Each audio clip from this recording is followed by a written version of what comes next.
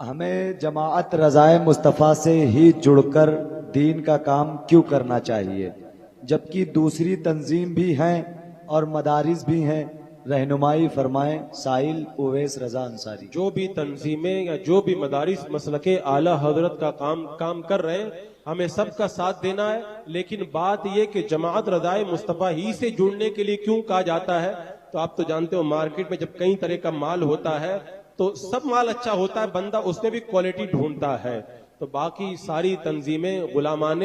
اعلی حضرت نے قائم کی ہے اور جماعت رضائے مصطفیٰ کو خود اعلی حضرت نے قائم کیا ہے۔ سبحان اللہ۔ تو یہ ہمارے امام کی قائم کی ہوئی تنظیم ہے۔ اگر کوئی میری تنظیم کا کام کرے تو میں اس سے خوش ہو جاتا ہوں، جو اعلی حضرت کی تنظیم کا کام کرے گا تو بلا شبہ اعلی حضرت اس سے خوش ہو جائیں گے، اور اللہ کا ولی جس سے راضی ہو جائے اس کا دنیا میں بھی بیڑا پار ہے اور آخرت میں بھی بیڑا پار ہے۔ اور دوسری بات یہ ہے کہ جماعت رضائے مصطفیٰ سے جڑنے کی تاکید اس لیے بھی کی جاتی ہے، ہم نے کئی اہل سنت کی تنظیموں کو دیکھا ہے، شروع میں ان لوگوں نے بڑا اچھا کام کیا، لیکن بعد میں کسی مجبوری کی وجہ سے یا کسی اور دنیاوی لالچ یا کسی بھی سبب سے وہ راستہ بدلنے لگ گئے اور انہوں نے کچھ ایسی باتیں اختیار کر لی مسلک اعلی حضرت جن کی اجازت نہیں دیتا ہے۔ الحمدللہ جماعت رضائے مصطفیٰ آج سے 100 سال پہلے جس طرح صراط مستقیم پہ قائم تھی، آج 100 سال کے بعد بھی اسی طریقے کے اوپر قائم ہے،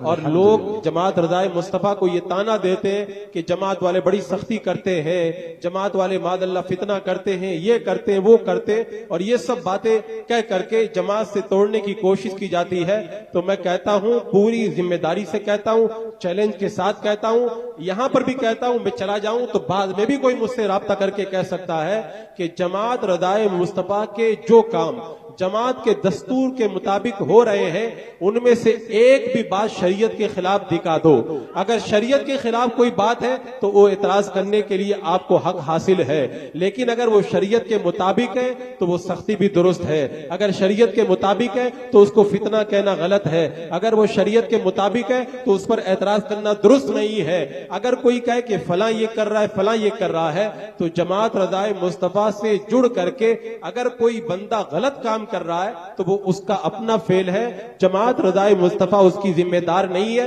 جماعت رضائے مصطفیٰ کے جو کام جماعت کے دستور کے مطابق ہوتے ہیں، جماعت اور اس کے ذمہ داران اسی کے ذمہ دار ہیں۔ الحمدللہ اس کا ایک ایک نقطہ شریعت مطہرہ کے مطابق ہے، نہ آج کوئی اس کو غلط ثابت کر پایا ہے، نہ قیامت تک کوئی اس کو غلط ثابت کر پائے گا۔ اور اگر کوئی راستہ اور گلی نکالنے کے لیے کہے کہ وہ بھی صحیح ہے ہم کر رہے ہیں یہ بھی صحیح ہے، تو میں کہتا ہوں کہ ایسا تو ممکن نہیں ہے کہ حلال بھی صحیح ہو جائے اور حرام بھی صحیح ہو جائے، یعنی ویڈیوگرافی کرانا بھی صحیح ہو جائے اور جو بچتا ہے وہ بھی صحیح ہو جائے، اور اگر کوئی جو ہے وہ بد مذہبوں سے ملے وہ بھی صحیح ہو جائے اور کوئی بد مذہبوں سے روکے وہ بھی صحیح ہو جائے۔ یہ دونوں باتیں کبھی صحیح نہیں ہو سکتی ہے، حق جو ہوگا وہ ایک ہی ہوگا۔ میں آج کے اس ذمہ دار اسٹیج سے آپ کو یہ دعوت دیتا ہوں کہ جماعت رضائے مصطفیٰ کے دستور کے مطابق جو جماعت کے کام ہو رہے ہیں ان کاموں میں جماعت رضائے مصطفیٰ سے جڑے، اس لیے کہ یہی ایک ایسی جماعت ہے،